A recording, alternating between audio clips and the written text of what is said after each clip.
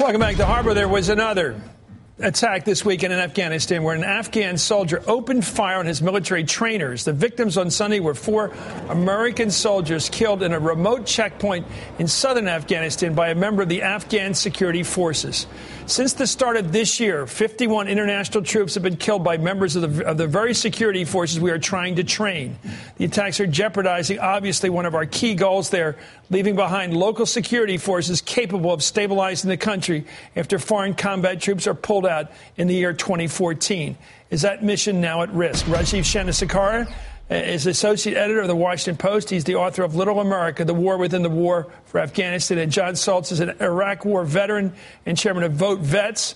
He was embedded with the Iraqi army as an advisor for the U.S. military. I'll get to you, John, to talk about what this means to the morale of our soldiers and the security of these guys and women. But I want to get to you, Rajiv. What is causing this attack from the soldiers standing next to you?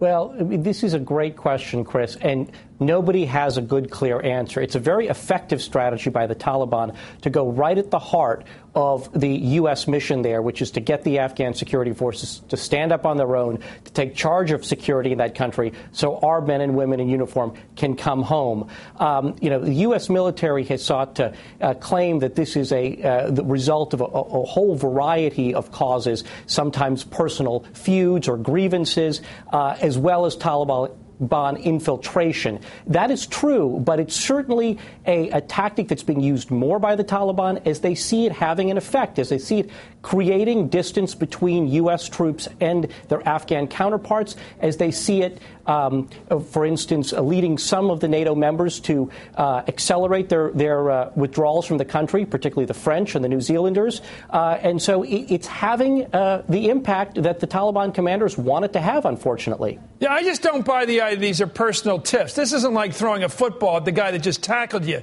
This isn't like a personal tiff. You don't commit suicide, and these are murder-suicides, aren't they, most of the time, that if you're just angry at the guy working with you. Does that sound credible? Well, yes and no, Chris. I mean, look, we're dealing with a country that has been in 30 years of warfare. People there don't always have traditional ways of settling disputes like we do in this country. And with guns at the ready, these guys are all armed to the teeth. It's a stressful environment there. Yes, sometimes, unfortunately, these disputes between Americans and Afghans wind up resulting in gunfire. But, certainly Taliban infiltration and coordination by the Taliban here is a big part of this. Let me go to John on this, who served our country. By the way, thanks for your service as always. I mean that, of course. And what I'm struck by is the numbers here. 51 killed by people serving alongside them that they think they're friends with. They may think this guy wants to protect this country from the Taliban. It turns out the guy turns the gun on him, and that split second he knows he's done for at the hands of somebody he was working with. It's hard. I look at the numbers and I think back to where I was at this time last year, which was, embedded with the Iraqi army. We spend a lot of time trying to teach our soldiers how to get close. At the Combat Advisor School last year at Fort Polk, I was in the Arabic side, then there was the Pashtun side. We work a lot on cultural training, language training. Every time there's a shooting like this, that something comes down from the command that makes it harder for us to get close to the people we're trying to advise.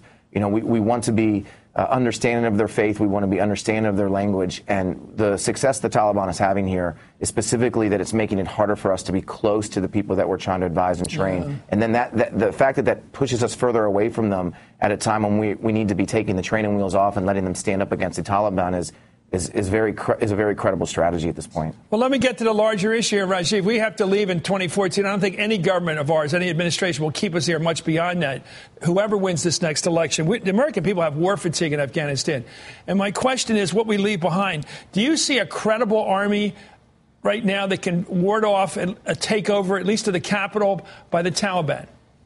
Well, I think it's going to be messy, chaotic, and the Afghan army is going to be pretty raggedy, Chris. I think there are going to be a lot of areas where that army is going to fold or they're going to desert. Yeah. In other places, obviously Afghanistan is made up of a number of different ethnic groups, and the non-ethnic Pashtuns, those from the northern part of the country, may well go back up to their home areas to reinforce those places. But I think if there's enough U.S. assistance, enough partnership, they'll probably be able to hold on to Kabul and the other major cities, but a lot of rural villages and valleys will fall to the Taliban. But are those areas going to be really all that strategically significant? But there's going to be a lot more fighting ahead. I don't think anybody thinks that as U.S. forces leave that country at the end of 2014, and I should note, Chris, that's only conventional combat troops. The Pentagon will likely want to keep special operations troops and military trainers there well beyond 2014. But I don't think anybody thinks that once we get into 2015, 2016, the situation's going to be all that much better. Let me ask you about the troops that you can imagine. You have to do a little projection here, John, since you were in Iraq, not Afghanistan. But it seems to me when you're facing the end of a deployment, and you can see it, well, we're almost in 13. We'll be in 14 fairly soon. You're fighting, but basically, as the tail end of a war, where the conclusion of the war looks kind of murky. It's not like we're going to go to Tokyo and take over Japan or we're going to take over Berlin. We're not going to have that kind of triumph at the end. How does a soldier feel in this situation, given the people next to them shooting at them? Yeah, this is the story of this war. The same soldiers have gone and Marines have gone 2 or 3 times, and the rest of the country hasn't. So I think a lot of these troops are like, hey, this is the end date, and that just means that I don't have to deploy as much anymore. And there's very little focus on the overall end state of Afghanistan. Rajiv has some very strong points. The McChrystal plan was to go into the populated areas, this 75% of the population zone. And that's sort of where the policy right now is murky. We should be retracting in Afghanistan. We should be focused more on the highest populated population centers, because the decisive battles will be in 2014 when we really cut down our troop levels. And we're still in a maneuver period where we're actually embedded with the Afghan forces, which is why the casualties are high. Despite the fact a lot of people, and I certainly would support this, want to transition quicker to an advise, train, assist mission, which was the mission I was in Iraq, which was on the base with the Afghan forces so we can sort of evaluate them. Because these decisive battles in 2014 after we leave, the Afghan army could lose some if we push them out too far to terrain that they can't, hold on their own. And we really haven't even been able to evaluate them yet on their own. Let me get back to the larger question. I've got you on, Rajiv, and I love talking to people who know what they're talking about. This insult that the Arab and Islamic world has faced because of these crackpots like out in L.A. or Terry Jones down in Jacksonville, Florida, who seem to get a kick out of insulting Islam at a long distance, a safe distance. Are we ever going to be able to explain to the Arab and Islamic world that we do have a free society? Is there any way we can say we disown and we discredit and we really don't like, in fact, we take as an insult, this kind of insult to religion without debasing ourselves in the process? Look, Chris, U.S. commanders, U.S. diplomats are trying to do that in places like Afghanistan every day in their interactions with the local population. It's just so hard for many of those local residents, though, to believe it.